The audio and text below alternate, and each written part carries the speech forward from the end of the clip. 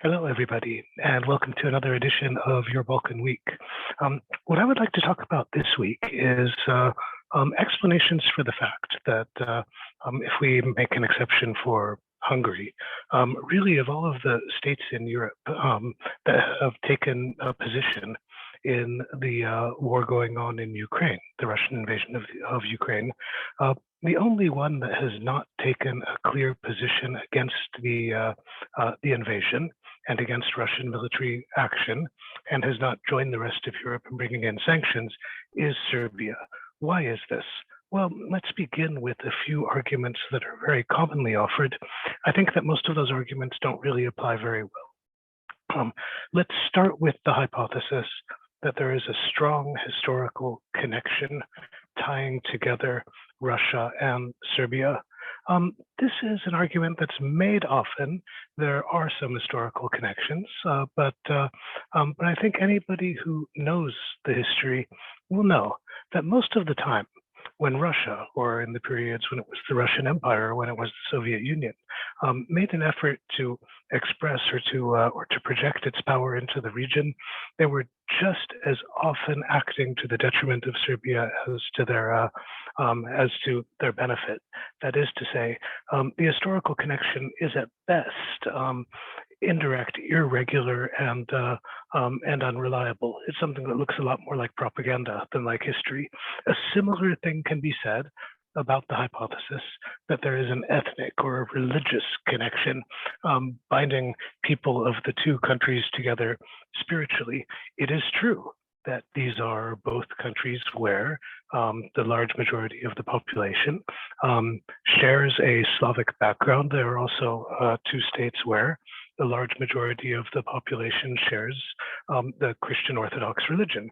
However, if you take a look at political relations in the region, political conflicts, you will find, unsurprisingly, there are Slavic people both for and against one another on both sides of conflicts. The same thing can be said for Orthodox people. I think that the fact is, any conflict that you look at in detail, it's pretty rare that people do anything for ethnic or religious reasons. More often, you're talking about politicians doing things out of their interests, who will then bring forward categories of ethnicity or religion in order to preempt or to silence disagreement. And the third potential reason is that there is simply very widespread admiration for Russian culture and for Russian history. This is partly true in the sense that there is in Serbia, as there is in pretty much every other country in the world, very popular admiration for the cultural monuments of Russia, for Russian literature, Russian music, and so forth, architecture. I think what you'll find, however, is that the people who are knowledgeable about Shostakovich, about Anna Akhmatova, and so on, are not the same people who are supporting Russia politically. The ones who are supporting Russia politically are not fond of Russia as a cultural space, or as an historical record, but actually concretely about Putin. So I think if we want to talk about policy toward Russia, it doesn't make sense to talk about general orientations to Russia. There are people who like it. That doesn't mean that they like the current political power in Russia. So let's move to the question of political orientation. Why do people seem to like and support Putin and his regime and the policies that are being adopted and its ways of projecting power? I think some of this can be explained in terms of the same kind of general movements that exist in the world that are in favor of authoritarianism, that call upon tradition in a particular way, that are opposed to democracy. But I think that in particular, in Southeast Europe, we can think of this in terms of global orientation.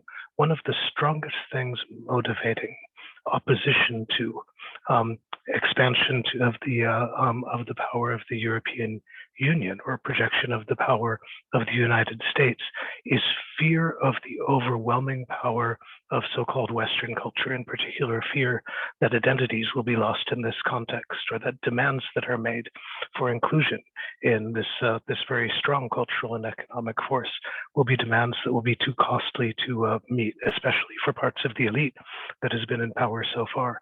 So what they see in Russia, and what they also see in other non-Western actors becoming more prominent in the region, also in China, also in the investors from the Arabian Peninsula and Gulf states, to a lesser extent in Turkey, is an alternative to monolithic power of the West and the possibility of balancing the power of blocs against one another, something that was done very successfully, for example, during the period of the Cold War when Yugoslavia occupied a sort of intermediate position.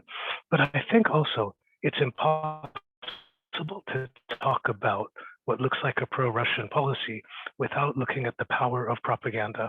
So now I'm going to show you some pictures. I'm going to show you some headlines from the popular tabloid papers, pro-regime tabloid papers in Serbia. And the first one that I'm going to show you is from, I believe, it's the first day of the war when Russia invaded Ukraine.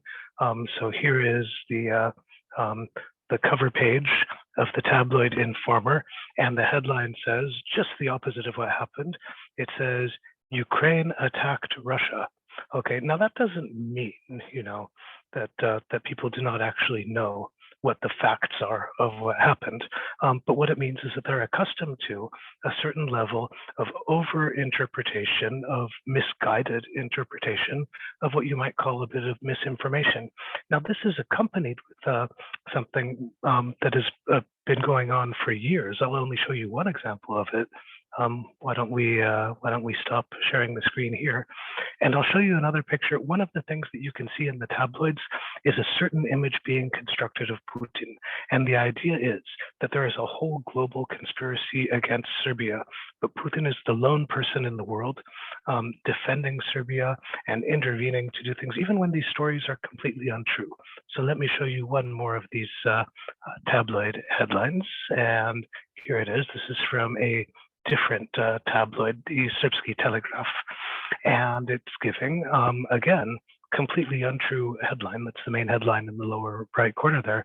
It says, Putin is sending the army to join together Serbia and the Republika Srpska, the ethnically Serb-dominated entity in Bosnia and Herzegovina. Now, this sort of story, there has been a steady diet of these offered over the last several years. And now let's take that picture away. And I'll just say this sort of propaganda has been very widespread. It's circulated through a lot of different media. It's familiar to people. There's some number of people who believe it, but there are others who become accustomed to it as a part of the environment.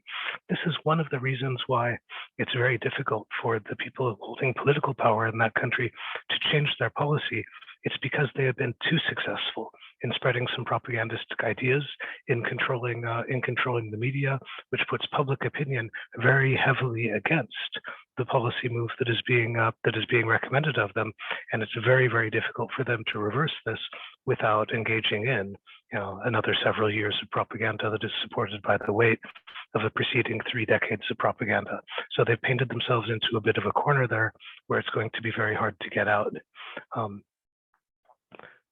This is as much as I'm going to say about the question of how pro-Russian or not pro-Russian the population is in Serbia. I'll just give best supporting actor credit here to my dog Stanislav, who's decided to join the video. Thanks for listening, everyone.